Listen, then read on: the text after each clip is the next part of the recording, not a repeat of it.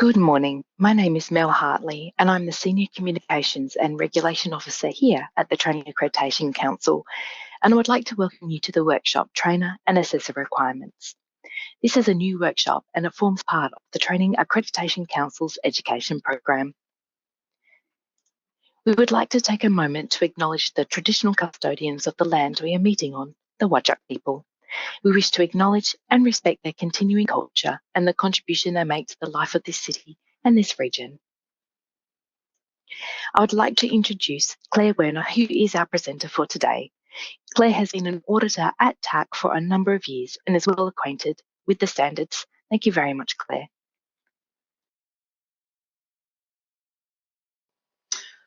Have a look at what the standards say about these clauses. And in our regulation, our current regulation, we have got 4 clauses that are focused on the trainers and assessors. And the reason for that is it's so important for us to have trainers and assessors who have a really good knowledge and skill in the areas that they are delivering in, as well as being a trainer and assessor, so they can provide high quality vocational education and training to the learners and ultimately provide skilled workers to industry. So when we look at what sits in those 4 clauses, 113 to 116, what you'll find is that they really frame quite nicely what it is we are looking for in the trainer and assessor. And they also refer us to a schedule that sits in the regulation, which has got a whole lot of detail in it around what options there might be for each of those clauses. So 113 is the first of those. And that clause is really focused on vocational competence and industry currency of the trainer assessor. That's one of those things that we talk about where we say our trainers and assessors are dual professionals. Well, this is the profession that is around the technical area of their expertise. So whether it might be a chef, it might be a mechanic, it might be a beautician, it might be an aircraft maintenance person, whatever that technical area is. 114 is focused on the training and assessment qualification. And 115 is focused on that training and assessment qualification, but for those people who only conduct assessment, who don't do any training in our sector. And 116 focuses on the professional development that we all have to undertake in our sector, which really is professional development and the 3 things that sit above it in 113, 114, 115. So those clauses have actually been in place for many years now, and they haven't really changed, certainly since 2015. And so it's good for us just to go back, touch on those things again and make sure we understand what they mean. In today's session, we're going to focus on 113 to 115, and the fact sheet that would have been sent to you with the handouts for the trainer assessor requirements actually looks at all 4 of those clauses. So there's extra information in there about each of those clauses. Okay, so we're going to start with 114.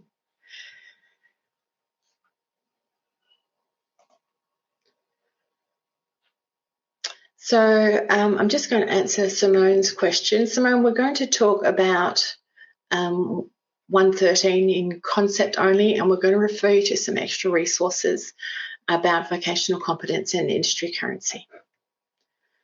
So 114, we'll refer you to the handout here.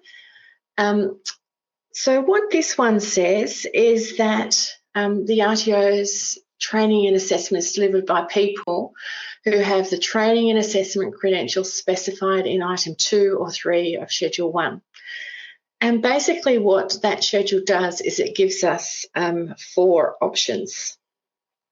So option 1 is to hold the TAE 40116 or its successor. Now, we now know its successor is the TAE 40122. And we're going to talk a bit more about that qualification a little later. Option 2 is to hold the TAE 40110, so the 2010 version of that qualification, and to have 2 additional units. One unit is an LNN unit, and the other unit is a Design and Develop Assessment Tools unit.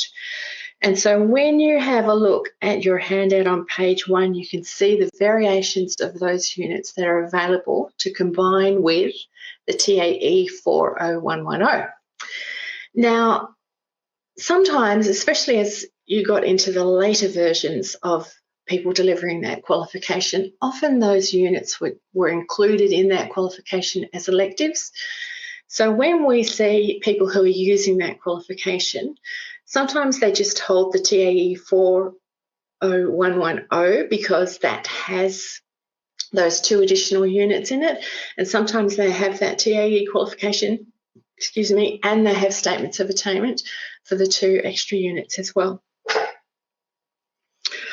Option 3 is to hold the diploma or a higher level qualification in adult education.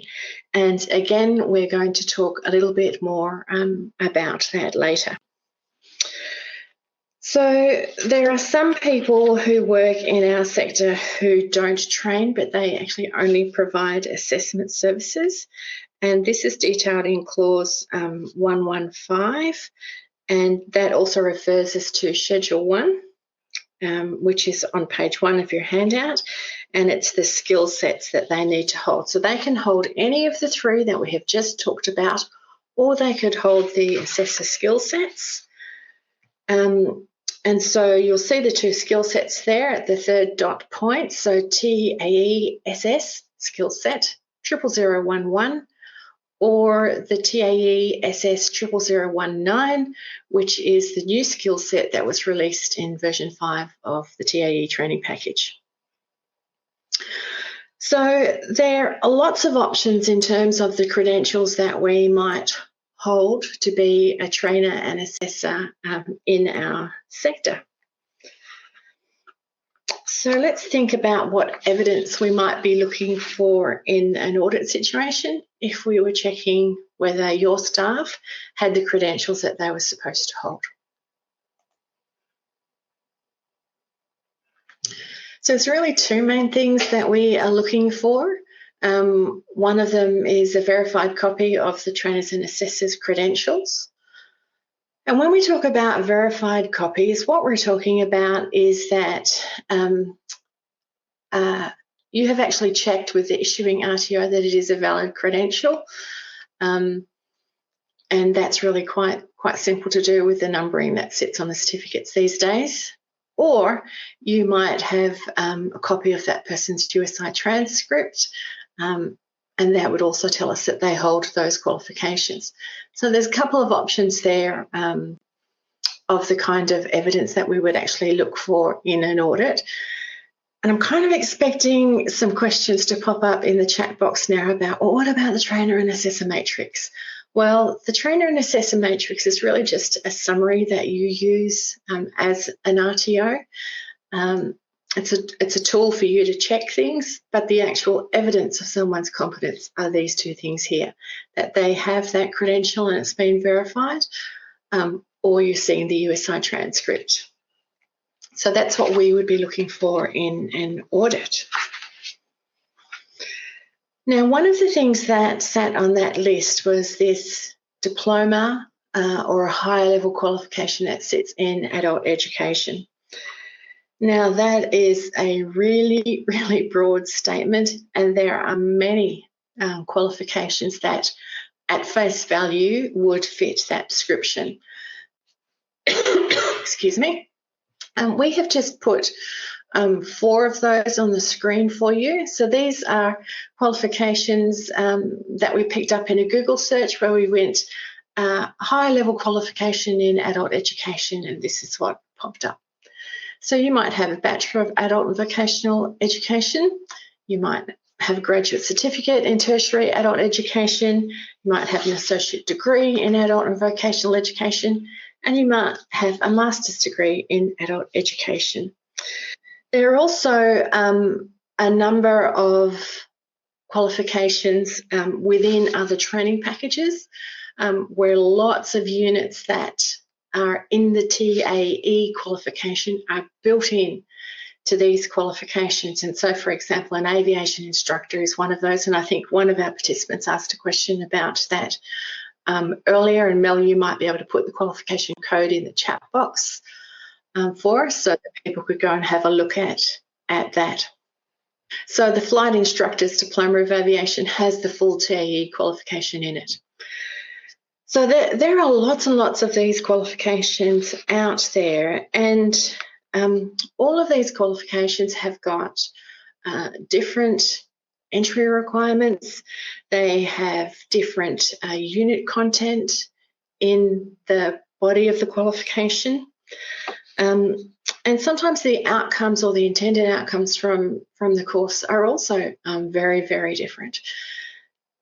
So what do we need to do then as trainers or as an RTO to make sure that, you know, what we're looking at in these qualifications does suit the sector? Because what we're really saying is when this person comes to deliver, we're saying, yes, they can operate in the vet sector. They understand how that works. So we'll just pick two of these. So this one comes from the graduate certificate qualification that was on the previous list.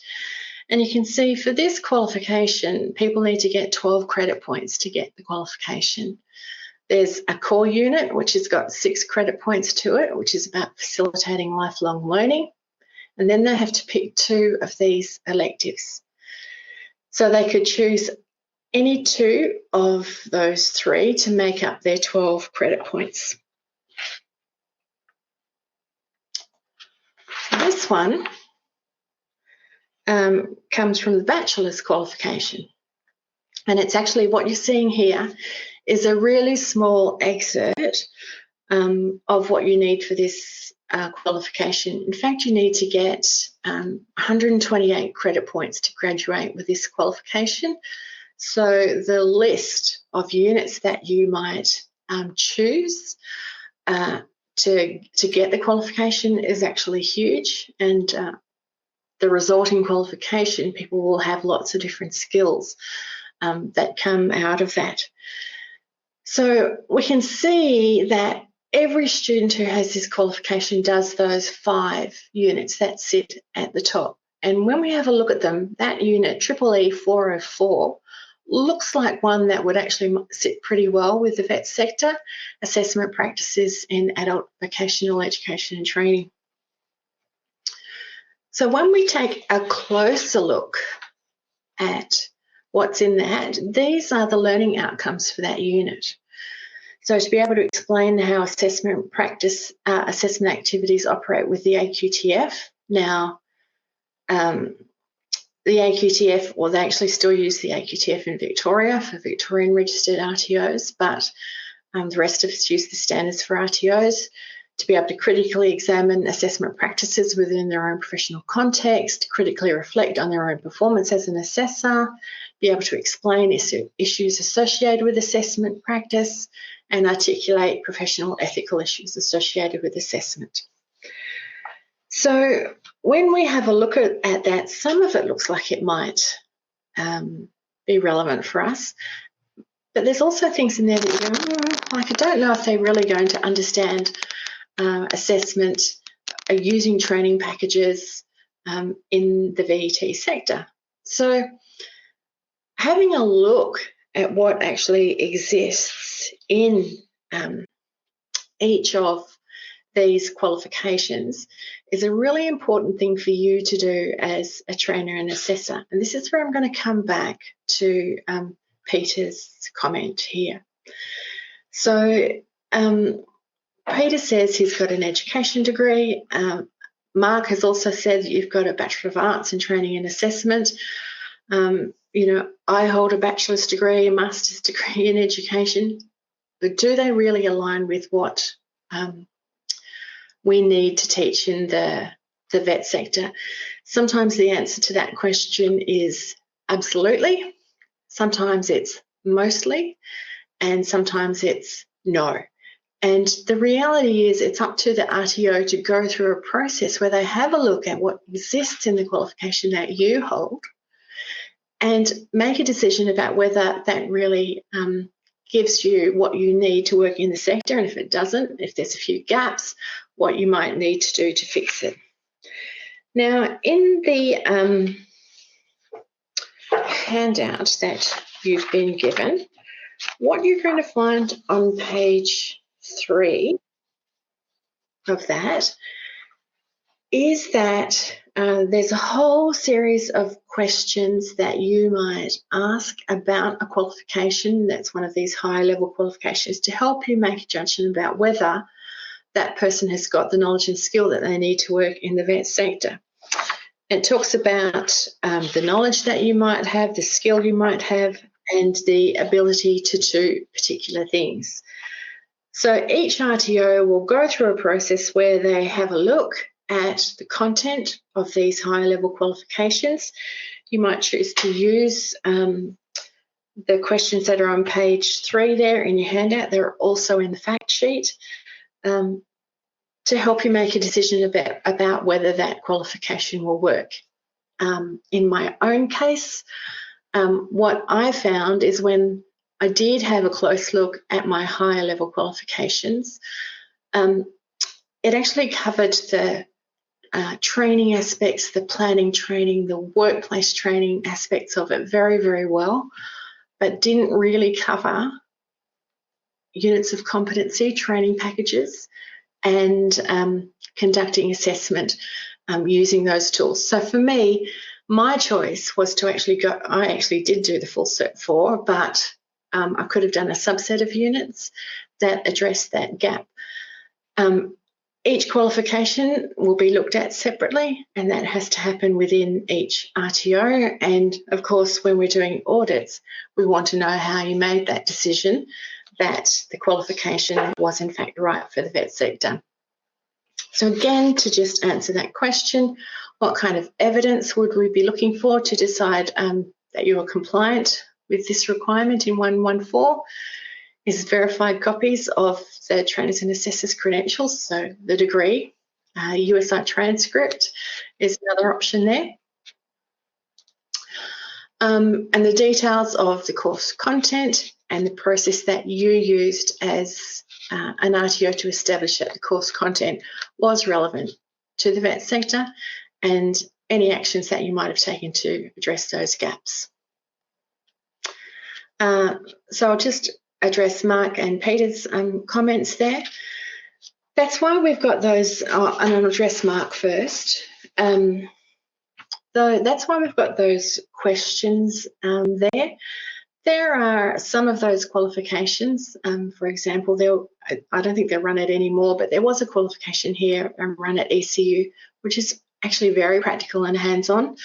But you're right, there are many of those qualifications, including, the content that we looked at, where you might go, well, maybe that is too theoretical and they don't have the practical experience that they need, but each RTO is going to make that decision, and the questions that sit in your handout and that sit in the fact sheet are going to help you make that decision, Mark.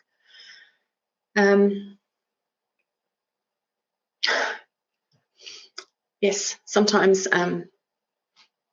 that's the decision that we might make, Peter.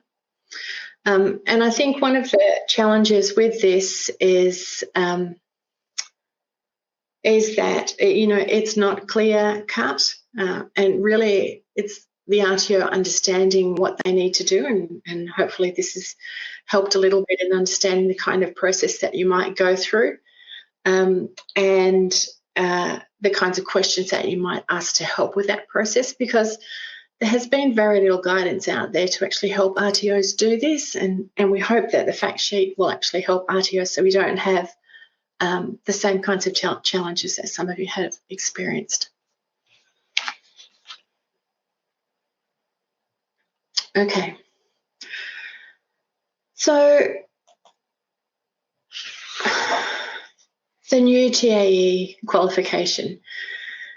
So the TAE 40122, which is quite a mouthful on a Friday morning, was actually endorsed in December last year, and there has been a lot of noise around this qualification. It has actually been deemed equivalent to the 40116 and the successor for the 40116. So when we think of our regulation already encompasses this, because it says, you have the TAE 40116 or its successor. Now we know what the successor is. So normally when we have a qualification being superseded, there's a transition period of 12 months that sits on that. The transition period for this qualification has been extended until December 2024. So RTOs who deliver this qualification have until December 2024 to transition to it. Some RTOs are already providing this qualification. Some are providing trials, and some are still working through what they're going to do to deliver this new qualification. So this is the really important bit. It's the bit we get asked all the time. Do I have to upgrade to the new qualification? The current standards do not require you to upgrade to the TAE 40122 qualification. That's your choice as an individual if you choose to do that or not. While the qualification is equivalent, there are many units within the qualification, the structure of the qualification, that aren't. So you really are going to have a look at it yourself and decide whether it's something that you want to do. We've got no information at this stage which says there would be any requirement for an upgrade.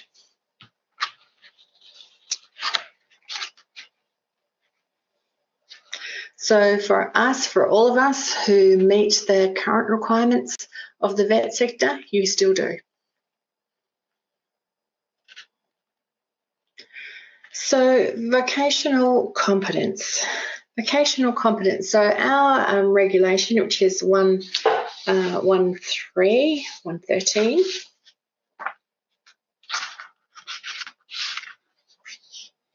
and this is on page 4 of your handout. 1113 requires you to hold competencies, vocational competencies, at least to the level that is being delivered and assessed. And vocational competency in a particular industry really consists of broad industry knowledge and experience that's usually combined with an industry qualification.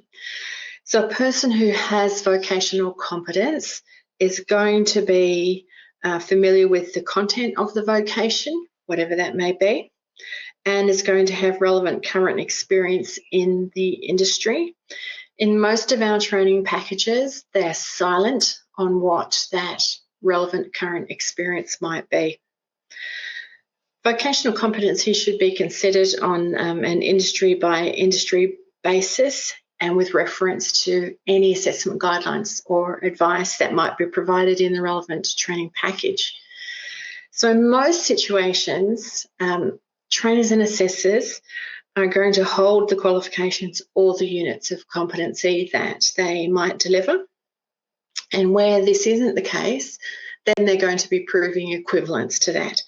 So that equivalence might be from a different qualification that they hold. It might be from their experience in the workplace. It can come from lots of places and lots of different things to make up this picture of being vocationally competent.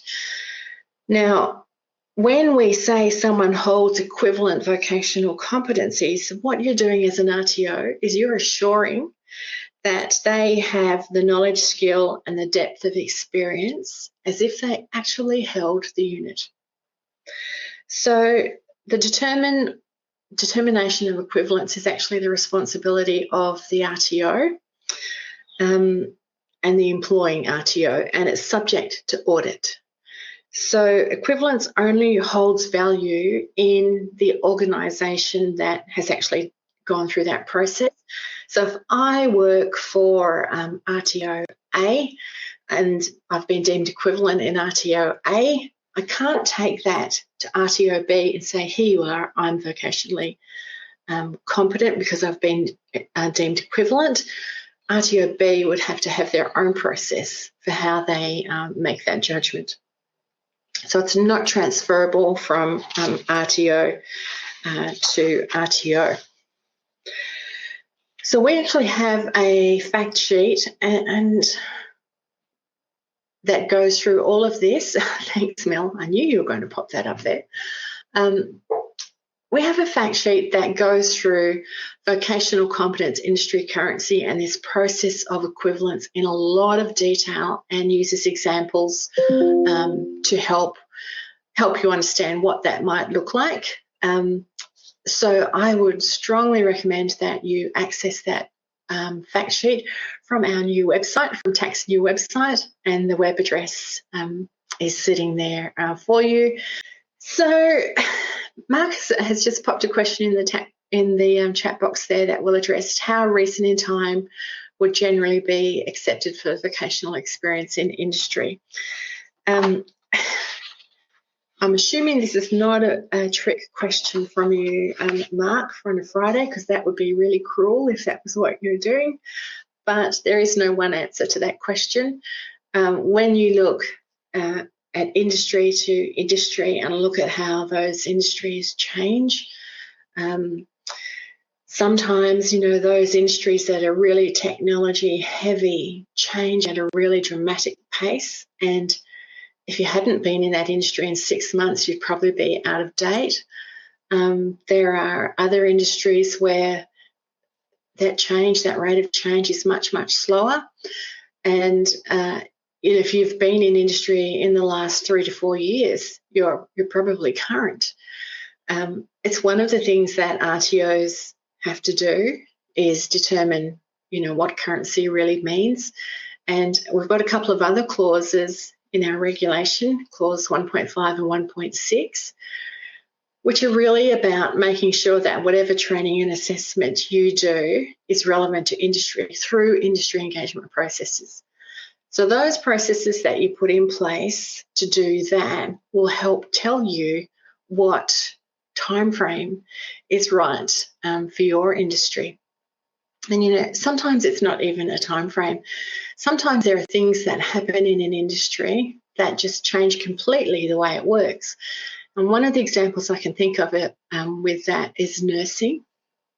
So when you think about nursing, the way we operate as nurses, particularly for the enrolled nurses and registered nurses as well in a hospital setting, is that about 7 years ago there was an enormous change to the way nursing happened. So at the time, all of our understanding around disease and the functioning of the body wasn't changing dramatically, but the way the nursing practice happened changed dramatically. So we went to team-based nursing situation, and so the reality was if you had been in that sector 3 months before, you were going to be out of date because there was such an enormous change to the way the practice was used, but there were some things that were common.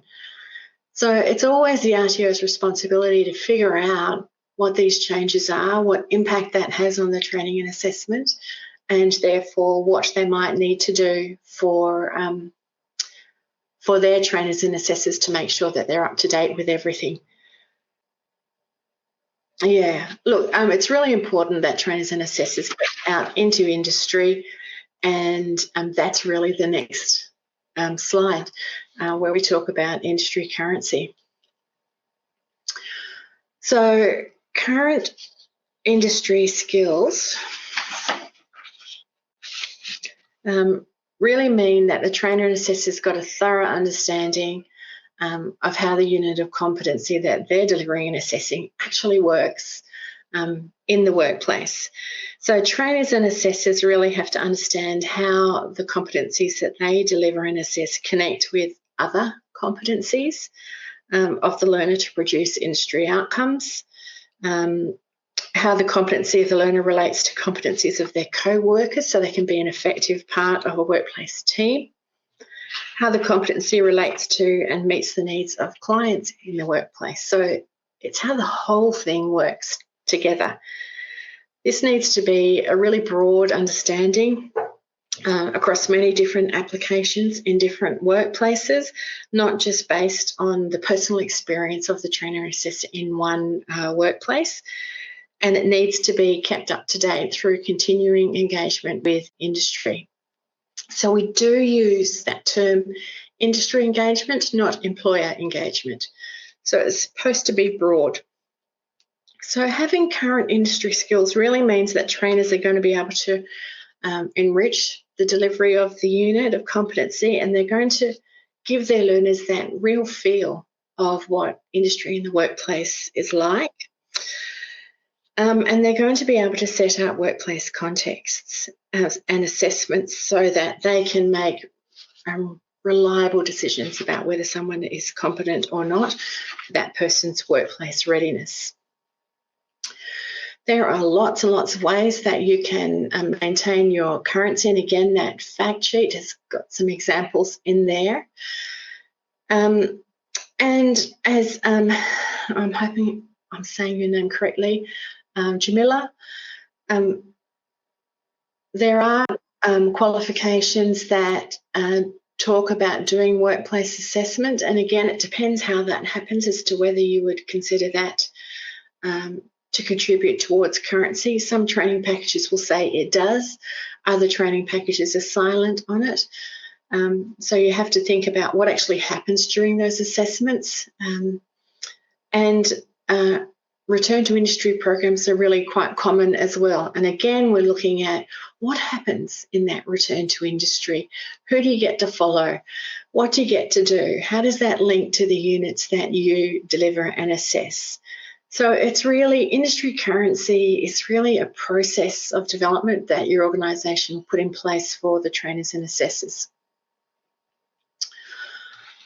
So when we are looking for evidence of compliance, the kinds of things that we're looking for would be the verified copies of the trainer assessor's credentials or their USI transcript, and in this case those credentials will be for the units of competency that they are delivering and assessing. If you have to go through a process of demonstrating equivalence, generally there's a mapping of the equivalence evidence supported by the actual evidence and the RTO's process that they've used to review that evidence and decide that it does actually demonstrate that someone is vocationally competent.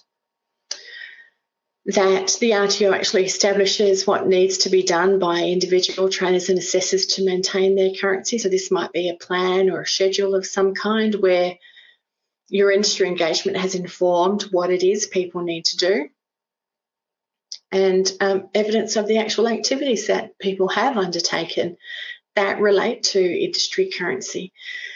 And one of the really important things that we want to see here is you've got to include the dates on these things. So like even last week I saw a matrix that said, I've done this and this at this warehouse, but there's no date on it. So I don't know whether you've done that last week, last year, or 10 years ago.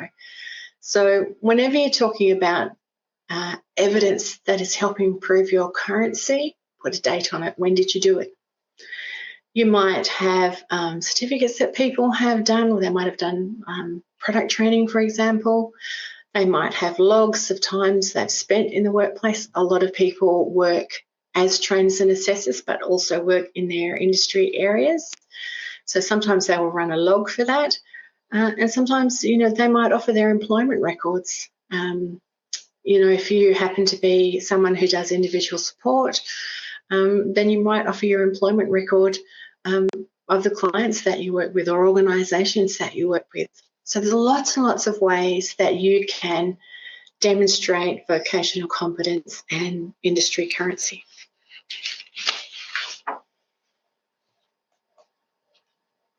Okay, so in our sector, We also have a number of RTOs that use third-party arrangements, and sometimes that third party provides training and assessment. And the question really is, are the requirements any different for a trainer and assessor who works with a third party to someone who might be employed by your RTO? It's a really simple answer, no.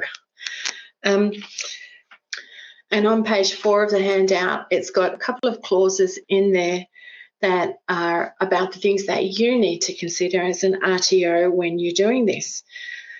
This is clauses 2.3 and 2.4, and those clauses are around the things that you put in place when you are establishing third-party arrangements. So 2.3 is making sure that the services that are provided by a third party are in fact subject to a written agreement. So in that written agreement, you would put information in there around the requirements for trainers and assessors, how they might be checked at the establishment, at what point throughout the agreements are the effectiveness of those arrangements going to be checked again. And then 2.4 is about you having a strategy to do this monitoring and enough resources to actually monitor that the services that are delivered on your behalf are meeting all the requirements of the standards, including that the trainers and assessors meet the requirements of 113, 114, 115 if they only do assessment only, and 116. So while the requirements are not any different for the trainer and assessor, there are additional requirements for you as an RTO around how you manage that third-party agreement.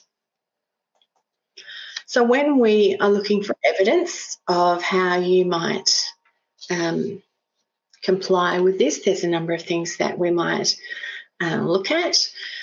So we might look at the written agreement for that third-party arrangement, and we would look at how the RTO and the third party actually select the trainers and assessors who are going to be involved, how those trainers and assessors are onboarded, including checking that they meet all the regulatory requirements at the commencement and throughout the term of the agreement, that the records are kept for each trainer and assessor, and who keeps those records. Is it you or is it the third party? And the process for actually monitoring the implementation of that agreement. And then we would also look for the fact that you have records of the monitoring that has been undertaken and that any corrective actions that were needed have actually been taken and were successful. So there's quite a few extra things for you to think about there when you're doing that. And Mel has popped a link in the chat box for you, which is a link to another fact sheet around third-party arrangements.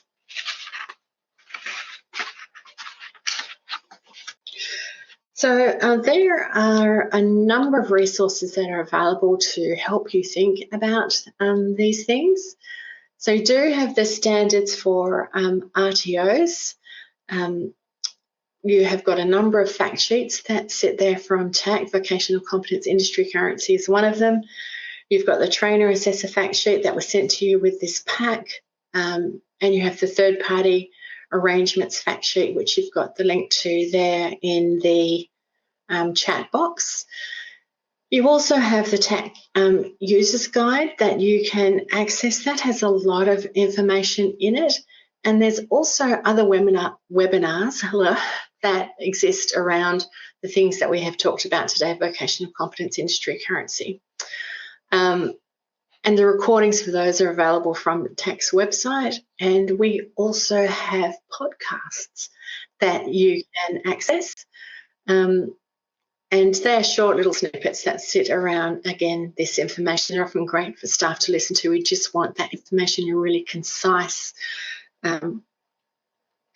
way. So all of those things are available from TAC's new website, and the link to that website is there on the slide. If you don't have any questions, pop a thumbs up in there. For those people who don't have any questions, I want to say thank you very much for attending this evening. We hope that you have got some information that's useful for you. If you've got any feedback for us about the webinar, this is the first time we have run it, please provide that feedback through to TAC. We'd love to know what you thought, whether you think we can improve in any way. And if you don't have any questions, which doesn't look like we're getting questions, then I want to say thank you, goodbye, and I hope you enjoy the rest of your Friday.